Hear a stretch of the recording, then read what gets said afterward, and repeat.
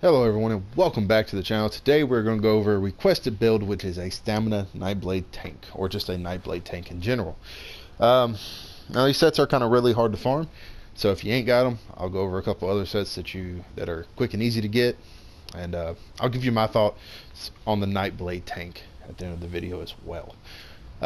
Stats. I am an Imperial. Max Magic is 22.4, my max health 31.6, and my max stamina is 22.6. Magic recovery is 885, stamina recovery is 733. My spell and physical resistance unbuffed is 22.126 across the board. I have 16 points into Magicka, 22 into health, and 26 into stamina. Now, buffed.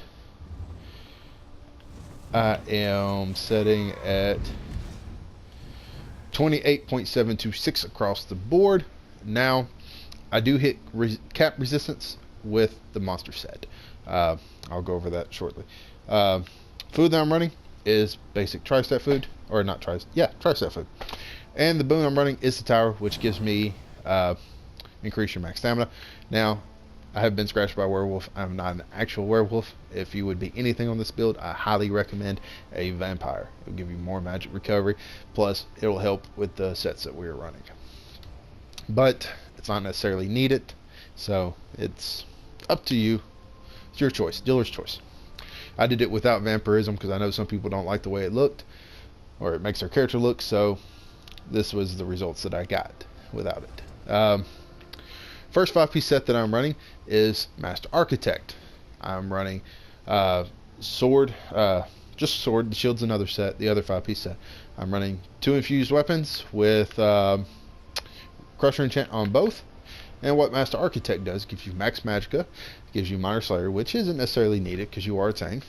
Spell damage, which is definitely useful for your heals and things like that. And the 5-piece, when you use an ultimate ability, you and the closest 2 allies within 28 meters of you gain Major Slayer for 10 seconds, increasing your damage done to dungeon and trial monsters by 15%. This is absolutely crazy. As quickly as it is that you get your ultimate back on a Nightblade, it is definitely insane on how quick you get it back. And the other 5-piece set is Automated Defense. I'm running a sturdy shield, and a well-fitted shield. Now, I do recommend either sturdy or infused, but I just haven't transmuted this one yet. And honestly, I'm actually quite enjoying not having it transmuted because when I been trying to build out for the last couple of days with the dailies, well-fitted definitely came in handy with me chasing after the DPS. So, what Automated Defense does, it gives you max health, minor Aegis at all times, reducing your damage taken from dungeon and trial monsters by 5%. It adds 4% healing taken, and the 5th item is when you use an ultimate ability, you and the closest 2 allies within 28 meters of you gain major Aegis for 10 seconds, reducing your damage taken from dungeon and trial monsters by 15%. So when you pop an ultimate, your allies around you are going to gain Major Slayer, increasing their damage, and then on top of that, they're going to take 15% less damage. And on a Nightblade, you gain ultimate back crazy fast. It's a 10-second uptime, and I found that the longest that it took me to get my ultimate back is 12 seconds. So 2 second down. And if I pop a potion, that's without popping a potion. I've seen it also take me 9 seconds without popping a potion, 9 or 10 in most dungeons. But I've also had it take me, when I pop a potion, 6 seconds to get my ultimate back. It's definitely quick and easy. Now the monster set that I'm running is Bloodspine. I run a heavy head, infused, and heavy shoulder, sturdy, both with max health.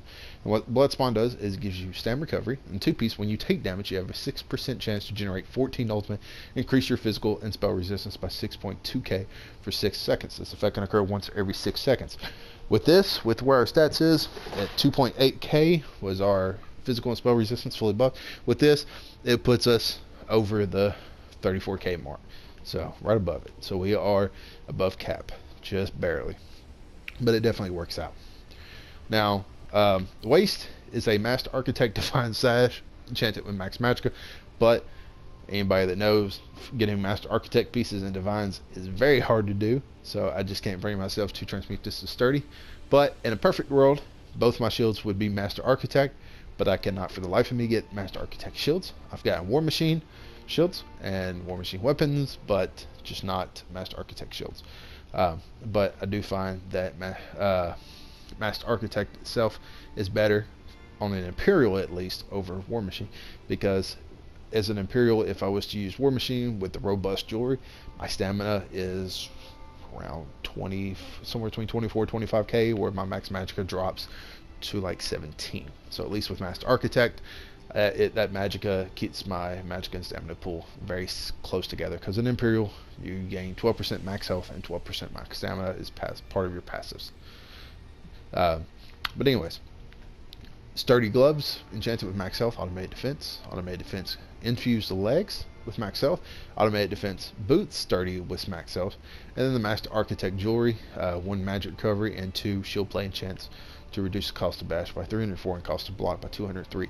Now, if you wanted to, you could drop the magic recovery for a reduce the cooldown on your potions, which would definitely help you get your ultimate back just as quick. But it's entirely up to you. If you did that, there's no doubt in my mind that you could have it up just as quick as it would drop it, and you can keep it up 100% of the time. And as a vampire, you would with invigorating drain, you would definitely keep it up 100% of the time with the skills. Now, skills, front bar, pierce armor. Your basic taunt deals 3.6k physical damage, taunts them to attack you for 15 seconds. Also afflicts the enemy with major fracture and major breach, reducing their physical resistance and spell resistance by 5.2k for 12 seconds. Heroic slash deals 4k physical damage, reducing their movement speed. Also afflicts the enemy with minor maim, reducing their damage done by 15% for 12 seconds. And you gain minor heroism, granting you 1 ultimate every 1.5 seconds for 9 seconds. Swallow soul, steal an enemy's life force, dealing 3.9k magic damage and healing you for 29% of the damage inflicted every 2 seconds for 10 seconds. While slaughtered, you gain minor vitality, increasing your healing received by 8%. Now, you can go with the one that kind of puts a heal on the group if you want to. It's entirely up to you, but I like having the minor vitality, so that's why I went with Swallow Soul. Absorb Magicka. Bolster your defense, or absorbing up to 15.8k damage from the next spell projectile cast at you and healing for 16% of your max health. While you have a shield equipped and this ability slot, the amount of damage you can block is increased by 8%, and the cost of blocking is reduced by 8%. Dark Cloak. Cloak yourself in a shadow to heal for 32% of your max health over 3.5 seconds and gain minor protection, reducing your damage taken by 8%. Now, this definitely gives the Nightblade a heal. This used to be just another cloak, make them go invisible, but now with the new patch, it gave them a heal. So it's basically like Green's Blood for a Dragon Knight. Now the main ultimate we use is Soul Harvest. Now we don't, you ravage the enemy dealing 6.6k magic damage, increasing your damage against them by 20% for 6 seconds. But we're a tank. We're not doing that much damage as it is. But the reason why we run Soul Harvest is because it costs 70 ultimate to run. So that way it allows us to basically keep automated defense and Master Architect up at all times. And the reason why we keep it on a front bar instead of the back bar is because while slot, anytime you kill an enemy, you gain 9 ultimate. So in dungeons, this definitely increases very, very fast. It is absolutely ridiculous how quick you can get this back in a dungeon. So basically, in a dungeon, you keep this up. You can keep this going 100% of the time, and it's no problem. After the mobs drop at the boss or whatever, there's usually a second or two downtime if you don't have a potion up. But for the most part, it is still a pretty consistent thing. Back bar. Inner Fire. Ignite the fires of hate in enemy's heart, dealing 2k magic damage and taunting them to attack you for 15 seconds. This is your ranged taunt. Honestly, I haven't morphed it for whatever reason. I don't know if I just spaced on it, forgot about it. I can't really necessarily attest to it, but it has been working just fine. A ranged ally targeting the taunted enemy has a 25% chance to activate the synergy, dealing 1.5k magic damage to them over 2 seconds, then additional 4.7k magic damage to them and other nearby enemies. Now, you can morph this either into a stamina or a magical one. It is entirely up to you. I usually keep it magicka because this is a stamina taunt. So if I'm out of stamina, this will at least allow me to taunt them. Refresh that taunt if I see it ticking down. If I'm out of magicka for whatever reason, I have my stamina here. So, Silver Leash. With the new set of Summerset as well. This gave Nightblade tanks, Sorcerer tanks, Templars, Wardens, Wardens had one, but they basically gave Templars, Sorcerers, and Nightblades a chain, more or less. Fire crossbow hook to pull an enemy to you, dealing 3.6k physical damage and reducing their movement speed by 40% for 6 seconds. Now what this used to do is this used to pull you to them. Now it pulls them to you. So basically with this, we can now run this, and we can drop swarm mothers from as our monster set, which is basically where you taunt them and you block. When they hit you, you would shoot out spider webs and pull them to you. So with this, it's a lot quicker, a lot easier to deal with as well. Refreshing path. Create a corridor of shadows, dealing 685 magic damage to enemies in the target area every 1 second. While on the path enough for up to 2 seconds after leaving it, you and your allies are healed for 716 health every 1 second. You also gain major expedition, increase your movement speed by 30%. This is nice. You just throw it down, a little hill you can stand in. It also kind of gives you a little bit of a little ultimate as well. This also helps you with the helps with heals a little bit, and it also gives you that major expedition so you can catch up to them DPSs running ahead. Legion Strike. Build your weapon with soul stealing power, causing your light and heavy attacks to heal you for 1.6, pretty much 1.7k health. Restore 106 stamina for 20 seconds. Use your store up to 4.2k additional stamina when the effect ends, based on the length of time Legion Strikes was active. Now, because we do have such high stamina, we do get the shards, you can take this to magic. I tried that out, and unfortunately the very next dungeon I got was Vet Falkreath, and the healer was not running orbs, and it was a warden, so it didn't have shards, and I found myself running out of stamina. So to me, this is just better. And Falkreath Hold is not necessarily a good, it's a very stamina block consuming dungeon, especially with that Bone Colossus. It's definitely crazy. And the Minotaurs, they just hit so hard. They take up a lot of stamina. So, but I found Legion Strikes to be better for me. If you have a healer that you run with, or somebody that you are dedicated with that runs orbs and shards, or just one or the other, don't have to be both, you could definitely put this as magic, because it will give you those orbs and shards will give you stamina back. Mirage. Surround yourself in an aura to gain major evasion, minor resolve, and minor ward, increasing your dodge chance by 15% and your physical and spell resistance by 1.3k for 26 seconds. And then we have Aggressive Warhorn. Sound a Warhorn to rally your forces, increasing you and your allies' max magicka and max stamina by 10%, and granting minor toughness, increase your max health by 10% for 30 seconds. You and your allies gain major force, increasing your critical damage by 15% for 8 seconds. Usually most fights, trash and things like that, you'll have enough ultimate for Warhorn by the time you get to the boss. So you just pop Warhorn, then when you go in, and in the middle of the fights, you can pop, you just end cap them to keep War Machine and Master Architect up. So if I'm running with a healer that has Warhorn, I usually, I'll take first Warhorn, you take second. And usually at that point, the DPS is good enough with Master Architect up at all times that we have pretty much burnt the boss down to the point to where a second Warhorn would be useless. But a third end cap is not. I have today the dailies were City of Ash 1 and Spindle Clutch 1, which were extremely easy, extremely quick. We burnt through it really quick and fast on hard mode. And then Imperial City Prison. We burnt through Imperial City Prison, and we did not necessarily have a healer. So we had a Nightblade that was DPS, queued as a DPS and a healer, so they were throwing back for our heals. We ran through it just fine. Unfortunately, I was the only one to die because for whatever reason, my ignorant behind, Triangle Circle was not working for me to stop my landing when I went through the portal. But other than that, this build has been very well. But let's go ahead and get the champion points before I go over what I actually thought of the tank itself. 23 into Warlord, 14 into Sprinter, 25 into Bashing Focus, 64 Tenacity, 64 Arcanist, 11 Tumbling, 49 into Shadow Ward. Again, you do want to kind of keep these as close as you can to all decimals, but I had 1 point left over, so I just threw it in Shadow Ward.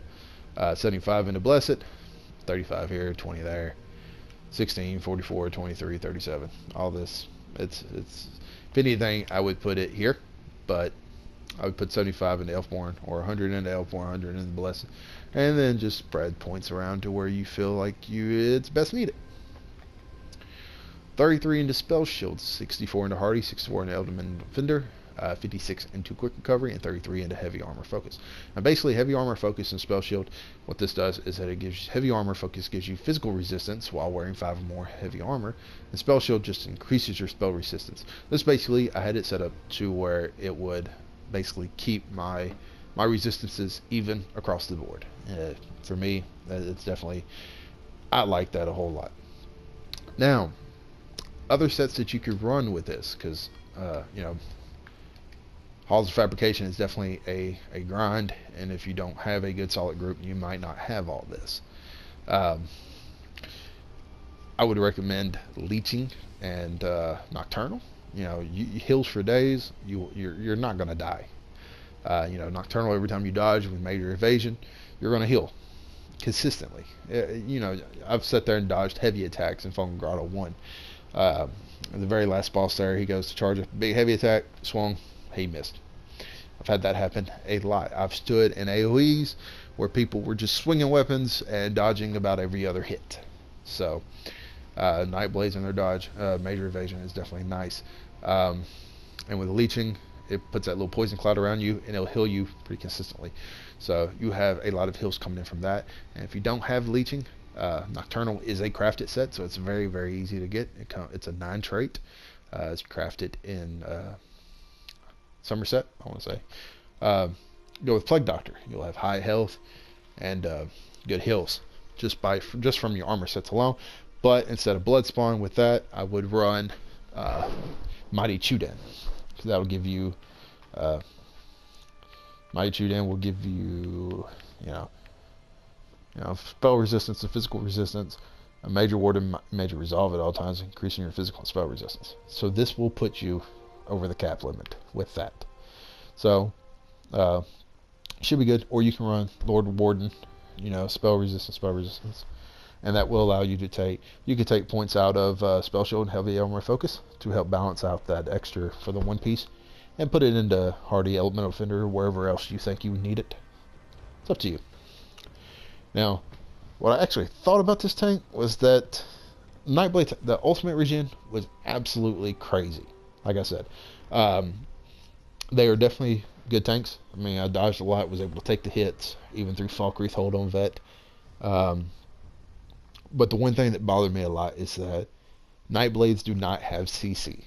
There is no talons, there is no encase, there is nothing that they can use to do that.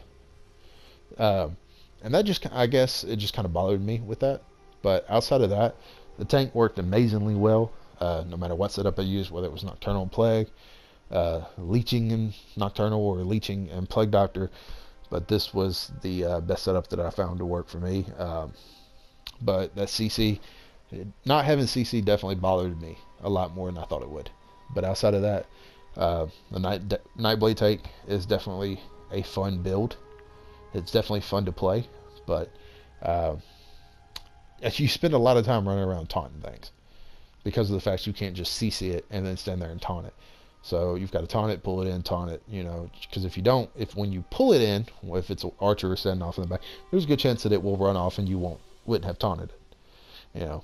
So outside of that, that was honestly my only complaint about it. But as a Nightblade tank, you definitely automated defense, and Master Architect was definitely amazing setup to use on this, and so was Leeching and Nocturnal. Definitely some of my favorite tanking setups, favorite builds. But for me, my only gripe, no CC. It just bothers me a lot, if you can't tell, because I am repeating myself with that. But anyways, that's the build. That's the other setups that you could run if you don't have this setup. Anyways, thanks for watching, and until next time.